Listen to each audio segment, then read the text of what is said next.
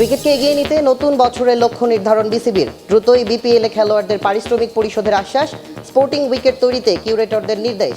শুধুমাত্র দেখবে আর ফ্র্যাঞ্চাইজি তাদের কোনো সম্পর্ক নেই, তারা কিন্তু আমাদের পার্টনার, মানে they are also spending money to improve Bangladesh cricket. নতুন বছরে ব্যস্ত সূচিতে ঠাসা দেশের ক্রিকেট, গঠনতন্ত্র সংশোধন সহ বোর্ডের চ্যালেঞ্জ পরিচালকদের আস্থা ফেরানো, ঘরোয়া ক্রিকেটের মান বাড়ানোর তাগিদ। বছরের প্রথম দিন সুখবর দেশের ফুটবলে, 25 বছরের জন্য এমএ আজিজ স্টেডিয়াম বরাদ্দ পেল বাফুফে, খেলোয়াড় নির্বাচনে পারফরমেন্সে গুরুত্ব দেওয়ার প্রত্যয় সভাপতির। লিগ চলমান থাকবে, এই চলমান প্রক্রিয়াতে যে প্লেয়ার পারফর্ম করতে পারবে সেই প্লেয়ারই নেক্সট ম্যাচে জাতীয় দলে ডাক পাবে। আর আমাদের ন্যাশনাল টিম কোচকেও অ্যালাউ করবে যে অনেকগুলো প্লেয়ারকে বিভিন্ন ম্যাচের মাধ্যমে।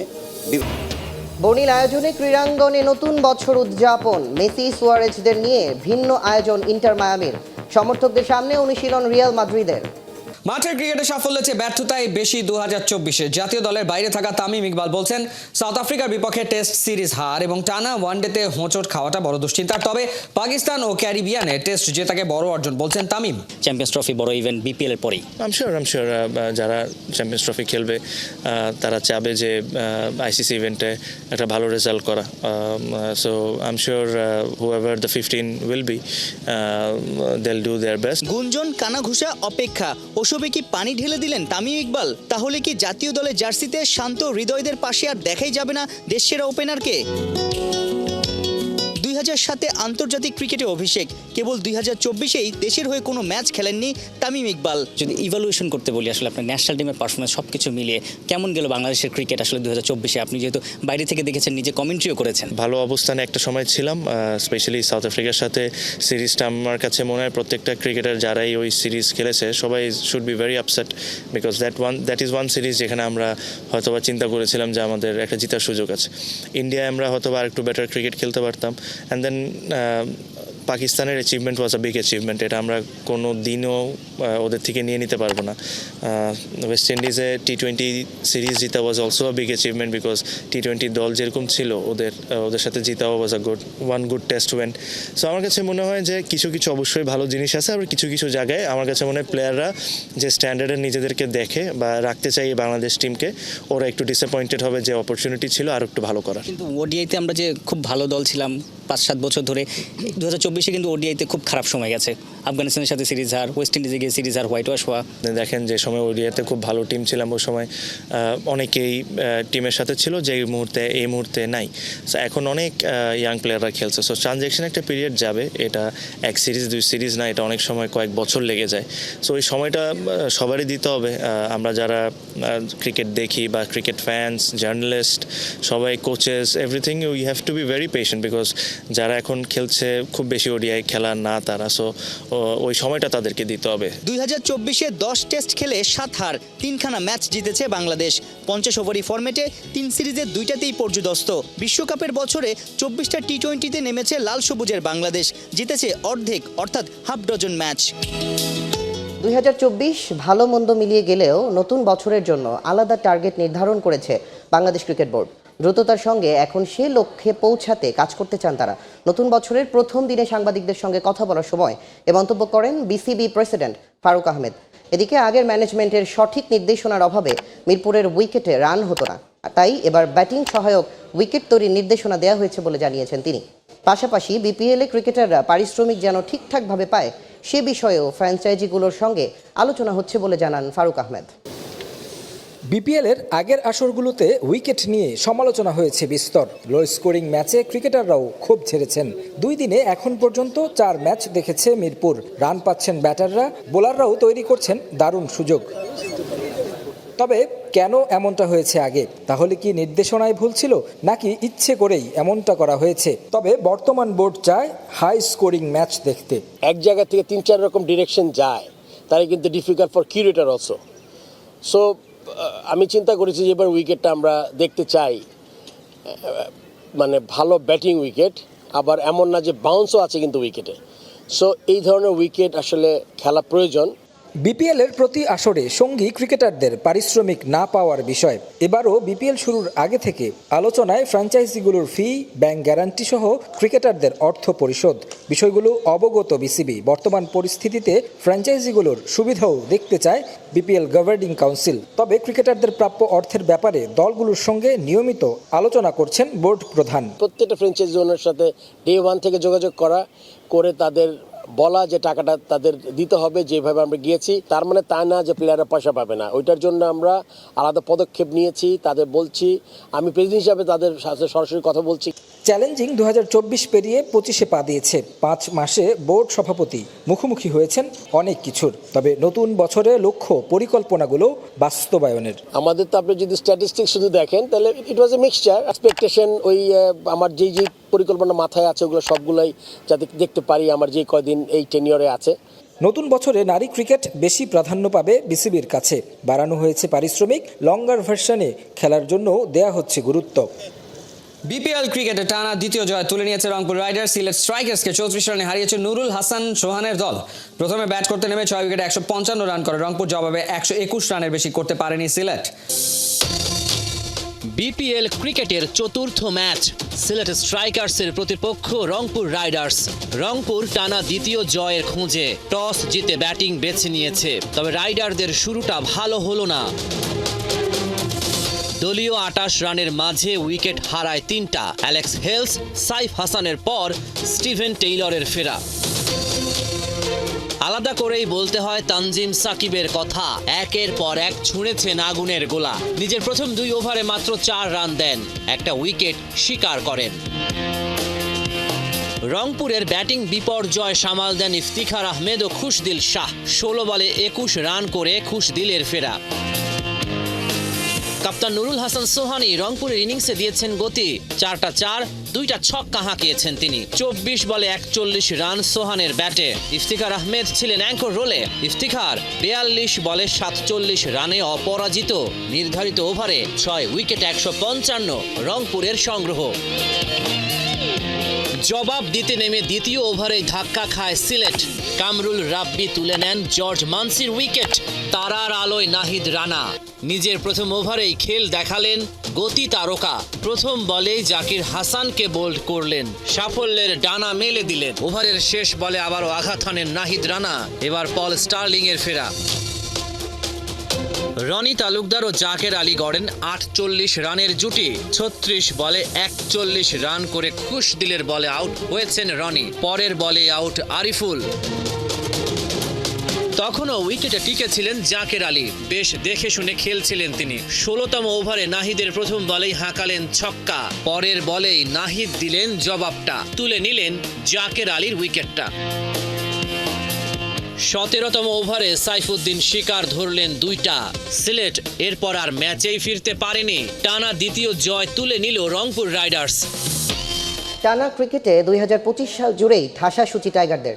চ্যাম্পিয়ন্স ট্রফি, এশিয়া কাপ আছে 4টা হোম আর 2টা অ্যাওয়ে সিরিজও। এবছরই অনুষ্ঠিত হবে বিসিবির নির্বাচন, যার জন্য গঠনতন্ত্র সংশোধন সহ ফারুক আহমেদের বোর্ডের চ্যালেঞ্জ পরিচালকদের আস্থা ফেরানো। চ্যালেঞ্জ আছে ঘরোয়া ক্রিকেটের মান বাড়ানো, ক্রিকেটকে বিকেন্দ্রীকরণ, নারীদের টেস্ট ক্রিকেট শুরু করা, প্রাতিষ্ঠানিক ও অবকাঠামোগত উন্নয়ন। নতুন প্রত্যাশায় নতুন বছরের হিম শীতল ভোরে আরও এক নতুন সূর্যোদয়। 24-এর ব্যর্থতা পায়ে মারিয়ে নতুন শুরুর অপেক্ষায় অহম, গর্ব আর প্রাণের ক্রিকেটও। আন্তর্জাতিক পর্যায়ে একটা ট্রফির জন্য ভক্তদের হাপিত্তেশ কি শেষ হবে এবার? বারবারই কথা দিয়েও কথা না রাখা টাইগাররা কি আনন্দাশ্রুতে ভাসাতে পারবেন গোটা জাতিকে? চ্যাম্পিয়ন্স ট্রফি আর এশিয়া কাপ, আরও 2টা সুযোগ লিটন মিরাজরা পাবেন এবছরেই। এর বাইরে 6টা দ্বিপাক্ষিক সিরিজ, যার 4টাই হোম। বাংলাদেশ শুরু করবে 25 থেকে 27 টেস্ট সাইকেল। দায়িত্ব নেওয়ার 4 মাস পেরিয়ে গেলেও এখনও স্ট্যান্ডিং কমিটি ঠিক করতে পারেননি ফারুক আহমেদ। অবস্থাটা এমন যে 10 ডিরেক্টরের একজনই পদত্যাগ করলেই দেখা যাবে কোরাম সংকট। আইসিসির নিয়ম মেনে এবছরই দিতে হবে নির্বাচন, যেখানে কাউন্সিলরশিপ ঠিক করা কিংবা সামঞ্জস্যপূর্ণ গঠনতন্ত্র সংশোধনও বড় চ্যালেঞ্জ। ইম্পর্টেন্ট হচ্ছে ক্রিকেট কালচারকে আপনি ডেভেলপ করতে হবে। নেক্সট 5 বছরে কোথায় যেতে চাই, 10 বছরে কোথায় যেতে চাই।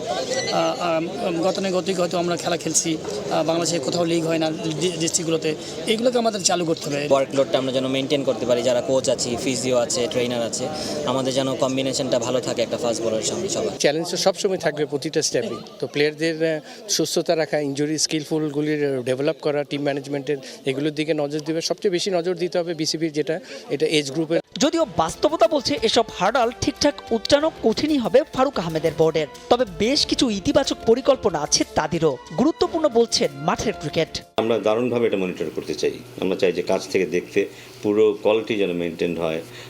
At the end of the day খেলোয়াড়রা যেন কম্পিটিটিভ এনভায়রনমেন্টের মধ্যে থাকতে পারে, তাদের যে সুযোগ সুবিধাগুলো দরকার তারা যেন সেটা পায়।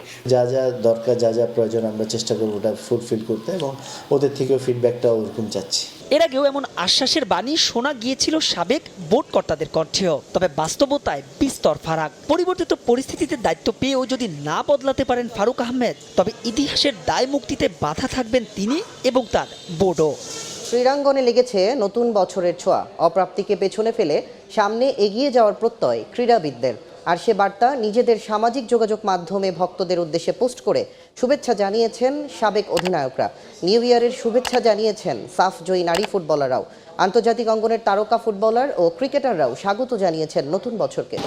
পুরনোকে পেছনে ফেলে সামনে এগিয়ে যাওয়ার উদ্যম নিয়ে নতুন বছর শুরুর লক্ষ্য সবার, আর সে ছোঁয়া লেগেছে ক্রীড়াঙ্গনেও। নিউ ইয়ারকে বরণ করে নিয়েছেন বিশ্বব্যাপী নানা ডিসিপ্লিনের ক্রীড়াবিদরা। নতুনের জয়গানে 2025 বরণে অ্যাথলেটদের নিউ ইয়ারের শুভেচ্ছায় রঙিন সামাজিক যোগাযোগ মাধ্যম। 2024 সালে কত উত্থান পতনের সম্মুখীন হতে হয়েছে সাবেক টাইগার অধিনায়ক তামিম ইকবাল খানকে, তবে নতুন বছরে পেছনে ফিরে তাকানো নয়, এবার 2025কে বরণ করে নিতে বেশ উদ্যমী খান সাহেব। সামাজিক যোগাযোগ মাধ্যমে নিজের ভেরিফাইড ফেসবুক পেজে ভক্তদের নতুন বছরের শুভেচ্ছা জানিয়েছেন তামিম। এদিকে ভক্তদের নতুন বছরের শুভেচ্ছা জানিয়েছেন লিটন কুমার দাসও। কৃতজ্ঞতা নিয়ে ফিরে তাকাই, আশা নিয়ে এগিয়ে যাই, নতুনের পথে এগিয়ে যেতে এই বার্তা নিজের ফেসবুক পেজে পোস্ট করেছেন এলকেডি।